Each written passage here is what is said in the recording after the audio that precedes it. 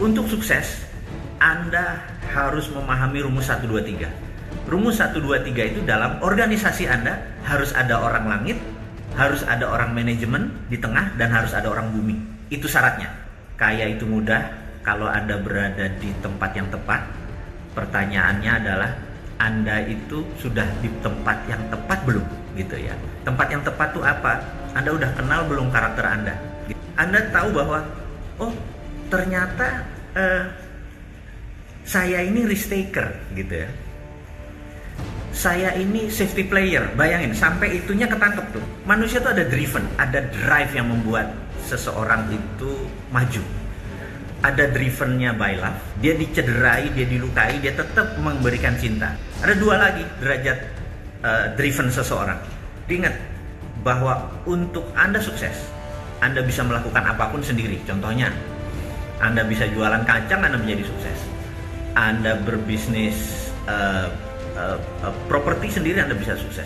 Tapi menjadi milioner dan menjadi bilioner, percaya saya, Anda perlu tim. Partner ini karakternya harus berlawanan dengan Anda, karena siapa yang garuk punggung Anda adalah orang partner Anda. Jadi teamwork, jadi talent, bakat Anda, win the game. But championship need a teamwork. Kalau Anda berbisnis internet, berbisnis digital marketing, Anda cuma bisa menjual ke 75% manusia. Anda tidak bisa menjual ke 20% manusia yang orang sensori. Orang sensori ini dia harus menyentuh dulu. Misalnya dia mau beli kain, spray gitu, dia harus sentuh spraynya. Dia nggak mungkin lewat Kali ini kita akan berdiskusi bagaimana kita mengenal diri kita. Itu mungkin topik yang sederhana aja, dan apa yang terjadi kalau sampai 2 bulan ke depan kita juga masih lockdown. Hanya itu aja pertanyaan saya. Dan ada hal topik yang hari ini mau kita ungkap, yaitu tentang sio kaya. Saya cerita dulu. Jadi Anda tahu orang yang lagi siaran saat ini adalah orang yang sontoloyo, dan sontoloyonya konstan gitu ya. Jadi saya mau menceritakan sedikit, tapi mohon jangan dianggap ini sebagai cerita-cerita yang negatif. Ini hanya cerita-cerita ringan supaya Anda tahu sisi saya dari sisi yang lain. Sisi yang lain itu adalah, misalnya kita biasa melihat bulan yang terang, indah. Ini kita ngelihat the other side of the moon, jadi sisi gelapnya dari bulan gitu ya. Atau kita koin, biasa ngelihat koinnya Garuda, atau di twist, atau ada angka 100, kita ngelihat the other side of flip of coin gitu ya. Ini juga sama, ada sisi seorang Mardigu yang biasanya memprovokasi, membangun kesadaran dengan cara cerdas bernegara. Cara cerdas bernegara itu ada 7, yaitu Polek, Sosbud, Hankam gitu, ideologi, politik, ekonomi, sosial, budaya, pertahanan, dan keamanan. Jadi kita bisa ngomong 7 topik itu, bisa ngomong ekonomi, bisa ngomong tentang politik, bisa ngomong tentang ideologi, bisa ngomong pertahanan dan keamanan. Itu bagian dari cara cerdas bernegara yang kita coba taruh di sosial media. Sewaktu kecil, matematik itu adalah pelajaran yang paling menakutkan bagi saya. Suatu hari ayah saya berkata bahwa, kenapa kamu susah sama matematik? Saya bilang, saya takut angka itu aneh sekali. Terus ayah saya berkata, angka itu cuma dari 0, 1, 2, 3, 4, 5, 6 sampai 9. Cuma ada 10 varian. Setelah itu balik ke 11, balik ke 12. Angkanya diputar-putar itu aja. Entah bagaimana kata-kata itu menyentak kepala saya demikian. Oh iya ya, cuma 10 variabelnya, cuma 10 elemennya gitu ya. Dan sisanya dikombinasi-kombinasi itu. Entah bagaimana sejak saat itu matematik menjadi mudah buat saya. Jadi cuma sebuah kalimat dari almarhum ayah saya sampai sekarang saya ingat adalah matematik menjadi sederhana gitu ya. Bahkan kalau kita melihat main gaple gitu ya, dengan 28 kartu dibagi 4, masing-masing 7, itu mendadak begitu orang buang 2 kartu, saya udah tahu 5 kartu di sana, 5 kartu di apa. Sehingga kalau main gaple jangan boleh lawan saya gitu ya. Gitu, ini sekedar melihat sisi lain dari saya. Dan lompat lagi ke kartu remi, ada 52 kombinasi. Yang besar itu yang 10 Jack Queen 10 Jack, Queen, King, As, itu ada 20 kartu, yang sisanya 9 sampai 2 adalah berapa? 32 kartu gitu ya. Berarti kalau udah turun sekian kartu kita udah tahu yang besar berapa, ini berapa. Menjadi sederhana. Jadi sewaktu saya pertama kali masuk, waktu kita pertama kali saya disekolahkan ke negeri seberang, ada satu momen saya dibawa ke sebuah tempat yang Sin City, kota tempat pendosa gitu ya. Dan di situ ada table untuk roulette, blackjack, bakarat dan lain sebagainya gitu ya. Saya cuma melihat, kemudian saya tertarik sama 21 atau blackjack. Karena mendadak begitu saya lihat, kok gampang banget dihitungnya gitu ya. Itu versi saya waktu itu, sehingga teman saya yang mengajari saya di sana, waktu itu saya belum 21 tahun, jadi sebenarnya saya nggak boleh main. Jadi saya iseng-iseng saya main. Haram saya tahu, saya mohon maaf pada teman-teman. Sekali lagi saya cuma melihatkan di other side of the moon ya, sisinya seorang bosman ini. Kemudian saya main, kok menang gitu. Sehingga saya tahu bahwa oh gini toh kalkulasinya gitu ya. Sehingga saya mempelajari lama, saya di kota yang namanya Las Vegas tadi selama 3 hari. Dan asal saya liburan selalu ke Reno, ke wilayah Nevada yang boleh ada gamblingnya. Ini sekali lagi saya mohon maaf, saya harus menceritakan ini supaya nanti mengerti apa yang mau kita ceritakan pelajaran berikutnya. Sehingga saya kadang-kadang kalau ke sebuah kasino saya pelajari, rupanya kalau di depan kasino itu banyak sekali meja jackpot gitu ya. Jadi orang taruh quarter, cekling gitu. Dan ternyata chance menangnya tuh 70-80% gitu. Tapi begitu dia masuk ke dalam, orang itu perlu kalah. Berarti saya bilang, waduh, saya ngerti nih. Jadi rupanya gambling itu bukannya 50-50 chance-nya, tapi bisa di set gitu ya. Bisa di set tuh begini, ada yang di set di depan, ada yang menang besar di belakang dan lain sebagainya. Oh, ini semua setup. Jadi tidak ada ujuk-ujuk, tidak ada kebetulan kayak dulu waktu kita main gambaran, main kita lempar dengan chance bener-bener tebak-tebakan gitu. Jadi calculated nih sebenarnya, itu ya, itu yang saya bilang. Nah, kembali ke tanah air tahun 91, setelah 6 tahun belajar di sana, saya cuma mengingat gitu ya, mengingat pengalaman aja. Kemudian ada waktu itu momen yang namanya judi SDSB gitu ya. Saya nggak tahu judi SDSB itu apa, saya cuma tahu kalau pasang 4 nomor bayar 400 kali, kalau bayar menang 3 dari pasang 3 dapat 250 kali kalau nggak salah, kalau pasang kena 2 nomor bayar 60 kali. Saya lihat, terus saya tanya gitu ya, sejarah-sejarah yang lalu saya hitung sembarangan gitu. Lalu keluarlah beberapa probabilitas. Contohnya gini, ini sekali lagi saya mau menceritakan bagaimana cara saya berpikir. Jadi Anda ada yang sebel, waduh kok Mardigu ternyata pemain judi gitu ya. Saya nggak pernah berjudi. Cuman kalau saya bermain di dunia begitu saya nggak pernah kalah gitu aja. Nah, yang saya mau bantu adalah menceritakan adalah begini. Kalau sudah 3 kali keluar ganjil, misalnya 27, kemudian 17, kemudian 31 gitu ya. Maka chance keluar genap itu lebih besar daripada chance keluar ganjil gitu ya. Itu cara menseleksinya. Kemudian angka besar di atas 50 atau di bawah 50. Kalau sudah 5 kali di atas 50, maka chance keluar kecil. Jadi kombinasi setelah dipecah gitu ya. Ternyata kalau kita masang 1 kan dibayar 60 kali. Kalau kita pecah 4, ternyata kalau kita pasang 25-25-nya, maaf ya, kalau 100 dibagi 4 kan kita pecah ganjil genap, kita pecah besar kecil, maka ketemu probabilitas 25. Pasang 25, jadi pasang 1000, 25 titik tadi, 1000, 25.000, kena lo 60-nya. Jadi untungnya 35 perak, 35.000 gitu ya. Ini setiap minggu kalau kayak gitu saya bilang ini sih bukannya gambling, karena chance menangnya gede banget, udah kayak main saham aja, udah kayak berbisnis aja, bisnis malah bisa gambling. Kita invest di franchise sesuatu belum tentu tempatnya laku, malah ini chance-nya lebih besar itu waktu itu. Tapi saya tidak tertarik untuk main begituan. Nah, suatu hari ada sahabat saya namanya Herman Hastock.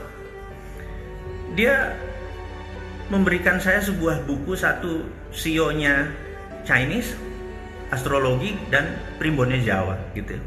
Itu pertama kali dalam hidup saya membuka 2 buku tadi. Dan sahabat semua tahu bahwa saya penggila buku. Saya 1 bulan minimum 2 buku. Tapi buku saya nggak populer, buku geopolitik, geostrategi, bukan buku ekonomi populer gitu ya. Oke, balik lagi. Buku Sio tadi dan buku tadi saya baca gitu ya. Di mana, di Primbon. Kemudian saya bilang, wah, astrologi ini ternyata ilmu pasti, ilmu sains gitu ya, ilmu sains, karena matematik sekali gitu. Jadi misalnya kalau horoskop berbasis Yunani punya itu kan, orang dalam 1 bulan dilihat rasi bintangnya, masuk Capricorn, masuk Libra, masuk itu, kemudian dia memulai prediksi bahwa kalau ini ketemu di masa ini maka dia akan lagi happy moodnya, lagi sedih, lagi bahagia, lagi lancar dan lain sebagainya. Chemistry aja. Nah, formasi Sio itu di dalam setahun dengan formasi ya, entah itu monyet karena bentuk formasi tata surya dan lain sebagainya, dan ada 12, dan begitu ke 13 ternyata balik lagi formasi 1. Ternyata semesta ini kan round, muter ya. Jadi kita lihat gerakan itu muter. Jadi balik lagi ya. Horoskop yang 12 balik lagi, Sio yang 12 balik lagi gitu dan lain sebagainya. Nah, ini adalah latar belakang lahirnya apa yang kita mau ceritakan setelah ini gitu ya. Jadi saya sangat tertarik sama ilmu pasti, science. Jadi bisnis adalah science, psikologi bagi saya adalah ilmu pasti, karena abis ini pasti begini gitu ya kira-kira. Nah, teman-teman, jadi dengan pengalaman saya tadi di dunia gelap, akhirnya kita bisa membuat pelajaran yang baru, bahwa kalau saya mau nyumbang jembatan sebuah desa perlu duit misalnya 200 juta, itu saya tembak SDB pasti menang. Dan itu ada buktinya. Teman-teman dari pesantren Hidayatullah, teman-teman dari Rumah Yatim Indonesia hafal banget dengan gerakan saya itu. Jadi kalau ada mau sumur, dan saya nggak melihat bahwa itu ada Islam, ada Buddha, ada Kristen, pokoknya atas nama kemanusiaan kita eksekusi gitu ya. Jadi saya pakai itu untuk sarana itu. Nakal sih ya. Sekali lagi saya bilang ini, mohon maaf. Sahabat saya akhirnya meneruskan rumus tadi, namanya Herman Hasto. Jadi begitu di Indonesia dilarang tadi judi togel atau SDSB tadi udah dilarang, teman saya menggunakan strategi ini untuk Toto Singapura. Jadi setiap hari Kamis nama dia keluar Herman Hasto. Sampai saat ini tajirnya minta ampun tuh orang, karena chance menangnya dia adalah 99% gitu. Jadi setiap minggu dia bawa pulang uang dari Singapura ke Indonesia sampai sekarang. Dan dia masih kontak dengan saya, dan saya tidak pernah bermain lagi. Memang saya bukan pemain begituan. Tetapi yang saya mau menceritakan adalah, bagi saya matematik itu sangat simpel, bagi saya ilmu analitik itu sangat menarik gitu ya. Ini kita selesai dulu di situ. Oke, sekarang kita masuk ke Sio Kaya. Jadi saya dan sahabat saya Mas Kirdi Putra punya karakter yang berlawanan. Kami tuh sudah 20 tahun berbisnis bareng. Satu syaratnya, kami nggak boleh satu kantor. Kenapa? Karena karakter kami berlawanan. Pasti berantemnya. Contohnya gini, saya ini global, orangnya global. Partner saya, Mas Kirdi, itu orangnya detail. Bisa dibayangkan, saya kalau ngomong kalimatnya simpel. Pokoknya saya nggak mau tahu ya, saya pengen anu. Bagi orang detail, kata-kata nggak mau tahu mau anu tuh apa? Dia minta lebih rinci lagi, gitu ya, lebih rinci lagi. Kemudian saya ini risk taker, dia safety player. Jadi dia kalau belum, bos ini belum detail nih, ini belum pas nih, dia harus secure. Saya beta aja, saya eksekusi. Itu kalau bisnis. Karena itu kami udah 20 tahun. Jadi ingat bahwa untuk Anda sukses, Anda bisa melakukan apapun sendiri. Contohnya, Anda bisa jualan kacang, Anda menjadi sukses. Anda berbisnis properti sendiri, Anda bisa sukses. Tapi menjadi milioner dan menjadi bilioner, percaya saya, Anda perlu tim. Nah, tim seperti apa yang Anda butuhin? Percaya saya, tim yang Anda butuhkan adalah tim yang opposite dengan Anda. Itu berita buruknya. Maksudnya opposite gini, gimana? Karakternya berlawanan. Kalau Anda orangnya suka nabung, pelit, gitu ya, ambil kata ekstrim aja, suka nabung, pelit, sangat calculated gitu ya. Apa yang terjadi kalau karakter teman Anda atau partner Anda seperti itu juga, hitung-hitungan juga dan lain sebagainya, nggak pernah jalan itu usaha Anda. Dan Anda cari orang seperti apa? Anda cari orang yang berlawanan dengan Anda, yang suka pamer, yang suka show off, yang suka belanja, yang nggak bisa nabung. Karena orang kayak gini selalu up to date dengan informasi, selalu up to date dengan fashion, dan selalu bisa melihat sisi positif. Sementara kita orang-orang yang pelit seperti saya ini adalah selalu melihat dari sisi negatif gitu ya. Nanti kalau hujan gimana? Nanti kalau banjir gimana? Nanti kalau coronavirus 70.000 gimana? Ngerti nggak? Itu sifat alami saya. Ada sifat seperti sekarang yang pemimpin sekarang enggak kok. Corona itu nggak mematikan, cuma 2% gitu ya. Jadi kalau kena 100 orang cuma 2 orang gitu kan gitu. Walaupun kalau orang seperti saya bilang, gimana kalau nanti 100.000, 2% itu kan 2.000 kan banyak. Rumah sakit aja nggak cukup dan lain sebagainya. Oh, nggak bakal ke sana, itu yang positif gitu. Kebetulan yang positif ini adalah pejabat negara gitu ya. Bisa dibayangin kalau yang negatif seperti saya, bawaannya kan pengen perang sama Cina, pengen perang sama Amerika, bener nggak? Pengen mendirikan kedaulatan sendiri gitu. Mana mau saya bergabung sama Cina atau Amerika gitu ya. Ini contoh aja, karena sifatnya adalah safety, sifatnya adalah pelit tadi gitu ya. Ngapain harta gue dikasih ke Amerika gitu ya? Ngapain bangun jalan tol pakai duitnya Cina? Itu contoh-contoh saja gitu ya. Jadi sekali lagi, bukan apa-apa. Pada saat orang seperti saya, si Sontoloyo ini jadi, negara ini pasti gemeteran karena bawaannya pengen perang aja sama negara-negara penjajah itu gitu ya. Orang kayak saya ini kayak Soekarno lah kira-kira, bawaannya pengen meledak-meledak gitu ya. Jawa Timurannya keluar, anco-ancoin orang gitu ya, anco-ancoin negara lain gitu. Pasti gayanya orator yang nembak-nembak Trump lah, kalau nanti penggantinya siapa juga serang juga gitu. Oke, itu hanya sebagai contoh. Nah, jadi kita kembali ke Sio Kaya. Untuk sukses Anda bisa melakukan apapun, tapi untuk jadi milioner atau bilioner Anda perlu partner. Dan partner ini karakternya harus berlawanan dengan Anda, karena siapa yang garuk punggung Anda adalah orang partner Anda. Jadi teamwork, jadi talent, bakat Anda win the game, but championship need a teamwork. Jadi teamwork win championship. Sekali lagi, yang kita mau ceritakan hari ini adalah kedua-duanya. Bagaimana menemukan talent kita dan bagaimana kita mencari partner gitu ya. Nah, Sio Kaya ini akhirnya adalah dapat 2 hal yang saya pelajari. Satu dari CEO-nya Primbon Jawa tadi, yang pertama adalah dari Carl Gustav Jung. Saya ini mengidolakan dia sekali. Jadi saya pelajari tentang sifat. Jadi manusia itu ada 2. Manusia itu ada 2. Ada orang manusia yang sangat kreatif atau orang langit, ada orang yang di bawah yaitu orang bumi, orang sensori. Orang sensori. Jadi dari kalau Anda berbisnis internet, berbisnis digital marketing, Anda cuma bisa menjual ke 75% manusia. Anda tidak bisa menjual ke 25% manusia yang orang sensori. Orang sensori ini dia harus menyentuh dulu.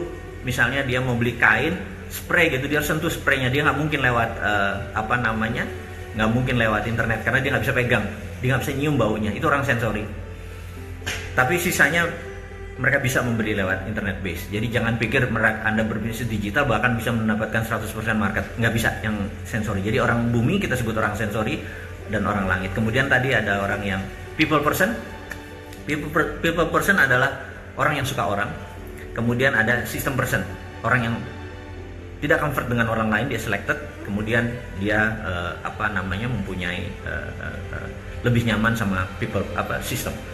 System person, orang introvert adalah system person, orang extrovert adalah people person. Dan tidak ada orang yang 100% extrovert, tidak ada orang yang 100% introvert. Ini saya harus cepat sekali. Jadi ada yang 70% extrovert, 30% introvert dan lain sebagainya. Nah, balik ke topiknya. Ternyata kalau 4 itu digabung, orang kreatif, orang sensori, orang ekstrovert, orang introvert, ada 4 karakter utama di sini, 4 karakter utama yang kita bilang, oh orang satu gitu ya. Nah, dan tentunya ada yang cross, ada yang orang langit, ketemu orang people person, ada people person ketemu orang bumi gitu ya. Ada jadi 4 CEO kayak Anda. Ini yang saya mau diskusikan. Jadi pertanyaannya adalah Anda tahu nggak Anda masuk yang mana, gitu ya? Itu apa namanya kalimat yang saya mau tanya Anda. Mana karakter Anda itu satu. Tapi nanti jangan bingung karena kita ada di siokaya.com, Anda masuk sana Anda udah tahu nanti karakternya. Nah, kemudian ada elemen. Nah, ini menarik nih elemen ini. Jadi elemennya begini. Di CEO-nya Lau punya, si I Ching punya, China punya, yang sudah ribuan tahun itu punya 5 Earth, Wind and Fire, punya elemen 5. Ternyata Jawa, kita memakai Astabrata itu ada 8. Ini yang saya pikir saya terkaget-kaget, ternyata kita punya kekayaan tanah air ini lebih gila daripada negara lain. Jadi saya gabungkan Carl Gustav Jung tadi dengan Astabrata. Ini yang ketemu hal yang menarik. Jadi ketemu menarik nih begini. Kita tahu ada karakternya di Astabrata tuh ada bintang, matahari, api, angin, tanah, samudra, air, dan bulan. Jadi 8. Sekali lagi, ada bintang, matahari, api, angin, tanah, samudra, air, dan bulan. Jadi 8 karakter elemennya tadi. Ini yang membuat saya terkaget-kaget. Begitu 8 karakter 8 Carl Gustav Jung digabung sama Astabrata, karakternya menarik gitu ya. Sehingga begitu Anda nanti memasukkan data Anda jangan kaget. Nanti ya, sabar. Anda tahu bahwa oh ternyata saya ini risk taker gitu ya. Saya ini safety player. Bayangin sampai itunya ketangkep tuh. Kemudian ada 3 hal lagi yang menarik. Drivennya Anda. Jadi gini, manusia tuh ada driven, ada drive yang membuat seseorang itu maju. Ada drivennya by love, seperti misalnya siapa yang love ya, yang paling terkenal, Mother Teresa. Itu drivennya love gitu. Dia dicederai, dia dilukai, dia tetap memberikan cinta. Kemudian Nelson Mandela, itu drivennya love. Anda tahan dia 28 tahun dalam lockdown dengan penjara yang sangat kejam. Keluar dia tidak membenci satu orang pun yang membuat dia tersakiti. Driven dia love gitu ya. Jadi kalau orang sudah bisa menaklukkan dirinya, drivennya adalah cinta, dan ini adalah derajat tertinggi. Ada 2 lagi derajat driven seseorang. Yang satu adalah drivennya by fears atau rasa takut. Biasanya nih seperti saya yang orang Jawa, karena ajaran saya orang Jawa kebanyakan adalah ojo ngono, ojo orang ke-10 baru ini boleh gitu ya. Jadi jangan. Nah, sehingga kalau mau bergerak itu sebenarnya ini boleh nggak ya? Ini boleh nggak ya? Kebanyakan jangannya gitu ya. Jangan sayur ya, bukan. Maksudnya jangan beneran ya. Jadi saya mau mengingatkan bahwa ajaran dari Jawa membuat banyak sekali orang takut membuat keputusan karena banyak jangannya. Ojo gitu. Coba aja. Ya saya mungkin yang dididik seperti itu. Nah, driven kedua adalah anger. Karena keadaan gitu ya, di bawah tekanan, pressure, dia marah, anger gitu. Nah, yang membuat dunia ini muter adalah orang yang punya driven anger dan fears gitu ya. Jadi Soekarno di penjara, drivennya marah gitu ya, anger gitu ya. Saya drivennya anger. Saya kasih tahu, saya drivennya anger. Apalagi tahun 2017, Anda tahu ya, tahun 2017 ada yang namanya Rinso itu kan. Anda tahu semua saya anti BUMN kan? Ya, anti BUMN. Jadi BUMN itu adalah state capitalism. Saya itu pokoknya berbau kapitalisme anti aja. Terus udah tuh bayangin, negara itu kan regulator, BUMN itu operator. Begitu BUMN di bawah kementerian, dia regulator, dia operator, Anda bayangin. Terus kemudian sama Rinso yang menteri sebelum ini itu dikonsolidasi lagi, kerjasama antar BUMN, itu namanya kartel. Saya ulangi lagi ya, sudah dia operator, dia regulator, terus kerjasama antar BUMN, itu namanya kartel. Gara-gara sontoloyo borokokok seperti itu, swasta nggak bisa bergerak karena semua pekerjaan dikasih sama BUMN aja, gitu ya. Dan tidak ada yang teriak lagi bahwa itu kartel. Negara dikelola kartel tuh udah saya bawaannya, gue pengen mau ngomongnya apa gitu ya. BUMN itu banyak, Temasek ya BUMN, Kasanah di Malaysia ya BUMN, tapi tidak di bawah kementerian. Tidak ada yang bukain pintu selamat pagi bapak, selamat pagi ibu. Ini di bawah kementerian, bayangin. Regulator sama operator jadi satu. Jadi saya pikir nggak pas nih. Terus kerjasama antar BUMN. Jadi saya waktu itu tahun 2017 ini keterlaluan nih, dan tidak ada yang ngomong lagi. Mungkin karena muscle knowledge terhadap bernegaranya memang beda. Nggak ada yang ngomong, saya teriak-teriak sendiri. Jadi saya ini adalah singa tua yang luka turun gunung ya, karena saya pemarah ya, bawaannya meledak-meledak. Tapi saya mau marahnya elegan, pakai video gitu kan, pakai tulisan. Dan saya akan terus sampai 1000 video ke depan. Sekarang masih 250. Tenang sahabat semua, masih ada 750 lagi di kepala saya bisa pindahin. Ini bukan saya tidak bercita-cita menjadi politikus, saya tidak bercita-cita ingin mendapat jabatan politik atau jabatan publik. Saya ini seorang introvert. Ini kita mau bisnis ini, mau sugih dengan cara yang benar. Nah, tadi kita tahu bahwa kalau kita tahu karakter kita bahwa kita adalah people person, kita extrovert. Terus kita bilang, wah saya mau digital marketing. Sorry to say, maaf, ngapunten, Anda nggak akan sukses. Karena digital marketing cocok hanya bagi mereka yang introvert, gitu aja. Digital marketing bukan untuk extrovert. Bukan Anda tidak sukses, tingkat kesuksesan Anda rendah, gitu aja. Nah, jadi sekali lagi sahabat semua, SEO Kaya adalah tempat Anda menemukan karakter sukses Anda, horoskop sukses Anda, gitu ya. Nanti ini gratis, tenang aja. Anda pencet ke seokaya.com, kemudian Anda masukkan 12 pertanyaan, kuesioner, tidak lebih 5 menit. Pakai hati tentunya. Kalau perlu lebih dari 2 hati, hati-hati. Biar sedikit romantis sedikit. Lalu kita isi formulir tersebut. Nanti Anda akan ketemu 3 karakter. Dan itu bukan karakter utama Anda. Jadi satunya karakter utama Anda, 2 adalah wingsnya. Jadi ini belum detail. Ini hanya membuat Anda jadi kenal. Kemudian kalau karakter Anda adalah A gitu ya, saya kasih contoh, atau B gitu ya. Apa sih? Anda cek di Narapati, di Instagram Narapati-ID, Narapati-ID. Di situ ada 8 karakter yang, oh saya tuh ini gitu ya. Strength-nya saya di sini, weakness-nya saya di sini gitu ya. Nah, kalau Anda mau tahu lebih dalam lagi mengenai misalnya job saya ini match nggak, atau profesi saya ini match nggak dengan saya gitu ya. Nah, itu pertanyaan lebih dalam lagi. Terus atau saya mau bisnis apa yang match dengan SEO Kaya saya gitu ya. Ini lebih dalam lagi. Sekali lagi itu pelan-pelan nanti akan sampai sana. Nah, atau suatu hari Anda punya tim, misalnya punya tim ya, punya tim. Tim ini ada 8 orang. Anda mau melakukan mutasi. Mana yang akan saya naikkan? Mana akan saya pakai ini?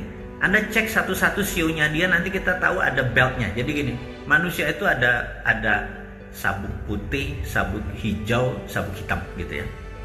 Kalau putih Anda baru mulai, kalau hijau Anda berpengalaman 2-3 tahun, kalau hitam Anda berpengalaman lebih dari 7 tahun. Jadi yang sabuk hitam adalah orang yang sudah memenuhi the rule of 10,000 hours. Jadi sekedar ingat, rule of 10,000 hours adalah untuk mereka yang black belt. Oke, rule of 10,000 hours itu apa gitu? Anda kalau mengerjakan hal yang sama selama 10.000 jam, Anda baru disebut black belt person. Jadi misalnya Anda main gitar setiap hari 8 jam. Selama berapa? Kalau dikalikan ini, selama 1000 hari ke depan, itu udah 8.000 gitu ya. Selama mungkin 2000 hari ke depan, Anda hitung sendiri itu 8 tahun gitu ya, 7 tahun sih angkanya, itu Anda baru disebut maestro gitar gitu. Anda 7 tahun setiap hari lihat internet update status, nah Anda baru disebut netizen yang sebenarnya, netizen sejati gitulah kira-kira. Saya sekedar mengingatkan rule of 10,000 hours ini, misalnya Beatles tahun 58 sampai 63, dia tiap hari main di gang, main di bar, main di selokan, main di bawah tanah, di gorong-gorong. Dia musik, oh kalau kayak gini dilemparin batu, oh kalau kayak gini orang joget, kalau gini orang ketawa, kalau kayak gini orang seneng gitu ya. Dia sampai ketemu di bawah sadar dia, sudah jadi mustika dalam dirinya. Oh, inilah yang namanya musik yang dicintai orang. Begitu tahun 63 dia pergi ke Amerika, boom, meledak gitu ya. Langsung menaklukkan Amerika dan menaklukkan dunia. Jadi dia kena the rule of 10,000 hours dulu. Jadi kalau Anda sebagai pemusik memenuhi 10,000 hours, Anda ngamen aja setiap hari gitu ya. Mungkin kalau baru 2-3 tahun Anda nyanyi ya masih sabuk hijau gitu ya. Nah, nanti Anda bisa tahu, oh CEO saya ini ternyata tim saya yang ini sabuk hijau, yang ini sabuk hijau, yang ini sabuk putih, yang ini sabuk hitam. Begitu diubah, oh oke. Tim saya tuh yang nilai paling tinggi adalah kalau ini yang paling atasan, kalau ini dipakai gitu dan lain sebagainya. Itu nanti namanya CEO strength. Jadi sekali lagi, tadi kita tentang CEO kaya untuk mengetahui karakter utama Anda, kemudian tahu tim Anda, dan terakhir adalah CEO strength gitu. Tapi sekali lagi itu sabar aja, sabar ya. Ini semua masih pelan-pelan. Hari ini kita berusaha berbicara hal yang tidak ada hubungannya dengan yang tegang-tegang, yang corona, tidak ada hubungannya tentang bisnis yang lagi drop, saya tahu gitu ya. Tapi kita berbicara sesuatu yang sangat ringan, sangat ringan. Jadi tentang latar belakang pentingnya dan fanatiknya saya di dalam menggunakan rumus sukses ini. Saya sangat fanatik dengan ilmu saya sendiri. Dan setelah 4 tahun saya urek-urek akhirnya ketemu formasi, yaitulah yang di .com ini, yang siokaya.com ini adalah ilmu benar-benar dari langit. Saya dan Mas Kirby mentumpahkan ilmunya di situ, benar-benar asli produk Indonesia, gabungan antara Carl Gustav Jung dengan Asta Berata, dan Anda bisa terkaget-kaget dengan apa yang terjadi pada diri Anda setelah memahami strength-nya Anda. Dan partner sekarang, saya mau ini di closingnya kita, di ujungnya kita. Jadi nanti ada rumus 1, 2, 3. Sekali lagi, untuk sukses Anda harus memahami rumus 1, 2, 3. Rumus 1, 2, 3 itu dalam organisasi Anda harus ada orang langit, harus ada orang manajemen di tengah, dan harus ada orang bumi. Itu syaratnya, gitu ya. Itu syaratnya. Tapi itu di sesi nanti. Sesi hari ini saya cuma mau menceritakan bahwa kaya itu mudah kalau Anda berada di tempat yang tepat. Pertanyaannya adalah, Anda itu sudah di tempat yang tepat belum, gitu ya. Tempat yang tepat itu apa? Anda udah kenal belum karakter Anda, gitu. Apakah Anda people person, apakah Anda seorang kreatif? Nah, nanti Anda begitu orang kreatif, orang langitan, Anda tahu. Anda punya masalah seperti saya. Saya ini orang kreatif dan orang sistem. Jadi posisi saya di kiri atas, gitu ya. Nanti Anda bisa tahu apa itu kiri atas. Saya bawaannya pengennya mencipta terus gitu. Dan ini masalahnya. Kenikmatan saya adalah di dalam mencipta. Jadi pengennya buat sesuatu yang baru, buat sesuatu yang baru, buat sesuatu yang baru. Jadi contoh misalnya kayak gini. Bagaimana bisa menyelesaikan masalah ekonomi di Indonesia? Ini sekali lagi lompat sedikit ke politik supaya paham, karena otak saya pengennya mencipta aja. Ada sahabat saya namanya Jackson. Ini sekali lagi ya, ini di ujung ya, jangan panjang-panjang ya. Udah menyita waktu sahabat semua. Di hari Minggu harusnya Anda olahraga atau apapun, tapi harus mendengarkan saya, jadi terhormat sekali saya. Saya mau menceritakan sedikit mengenai sahabat saya namanya Jackson. Jackson ini lahir di Malaysia dan dia sangat ingin bekerja dia pengen ke Cina. Tapi waktu dulu Malaysia itu tidak punya hubungan diplomatik dengan Cina, jadi dia nggak bisa ke Cina. Ketika dia umur 18 tahun, dia merantau ke Singapura dan menjadi warga negara Singapura 4 tahun kemudian, jadi umur 22. Umur 24 akhirnya dia berangkat ke Cina, karena Singapura dengan Cina punya hubungan diplomatik. Itu adalah tahun 88 gitu. Tahun 89 terjadi sebuah movement di Cina yang namanya Tiananmen. Waktu itu Deng Xiaoping yang menjadi pemimpin tertinggi PKC, Partai Komunis Cina. Si Jackson ini dapat windfall. Kan kita tahu ya, nanti teman-teman baca bukunya, judulnya New Tiananmen Papers. Menarik sekali buku tersebut. Karena tagline di bawahnya adalah a secret meeting that changed China. Jadi sebuah meeting rahasia yang merubah Cina, gitu. Intinya kita tahu bahwa seluruh petinggi Politburo adalah muridnya Michael Hudson. Michael Hudson mengajar lama di Peking University. Dan Michael Hudson adalah guru besar MMT, guru besar Modern Monetary Theory. Jadi tahun 89 Cina memutuskan tidak join IMF, tidak join World Bank, tapi menggunakan printing money berbasis MMT. Yang menarik dari ceritanya Jackson adalah di tahun 90-91 itu Cina bagaimana cara mengeluarkan printing money-nya, bagaimana uang ini bisa beredar ke masyarakat supaya masyarakat dapat untung gitu ya. Yang dilakukan adalah kalau Anda punya tanah, tanah ini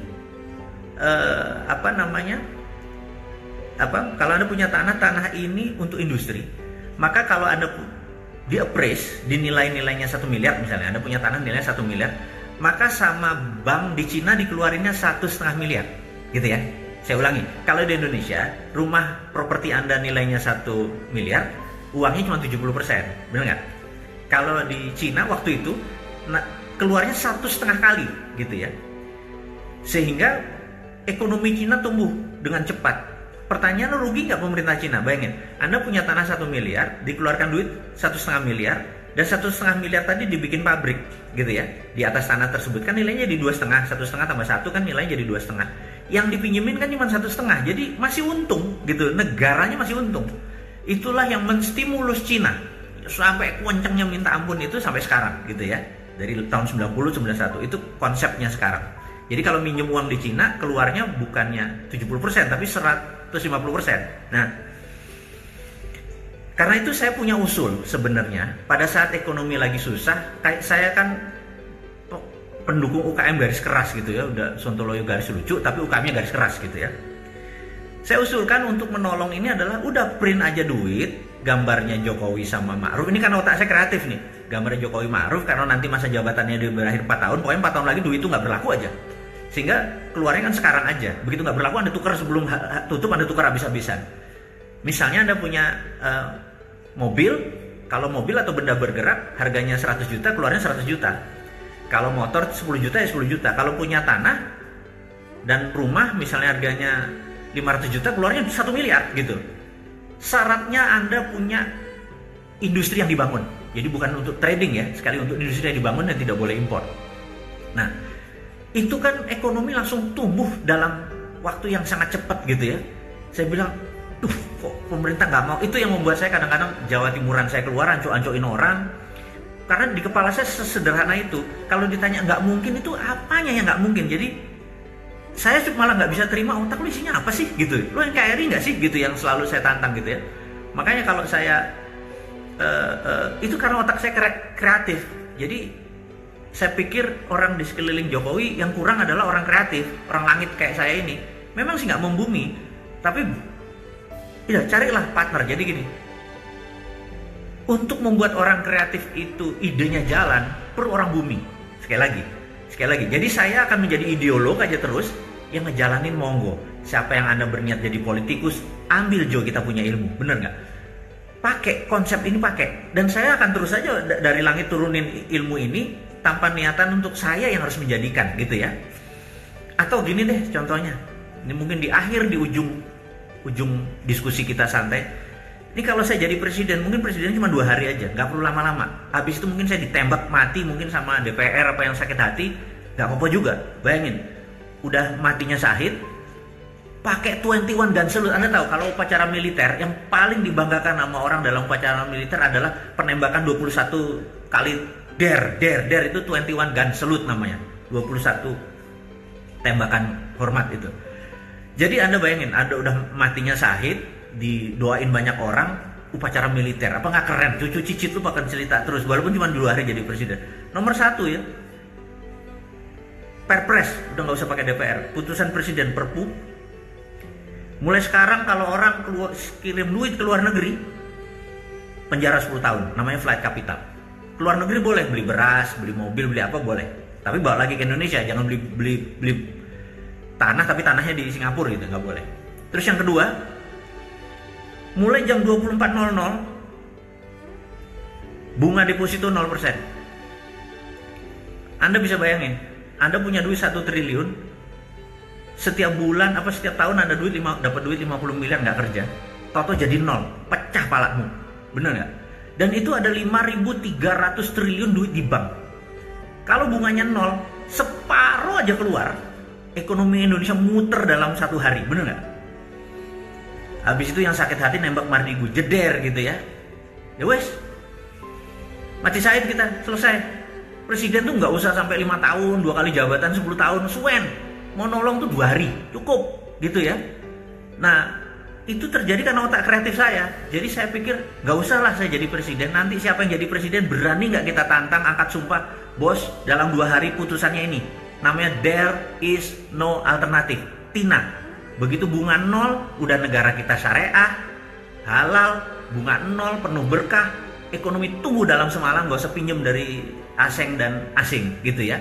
Sekali lagi, dengan demikian di ujung dari perjumpaan kita kali ini saya cuma mengingatkan, saya adalah orang yang kreatif di atas, kreatifnya kiri dengan sistem.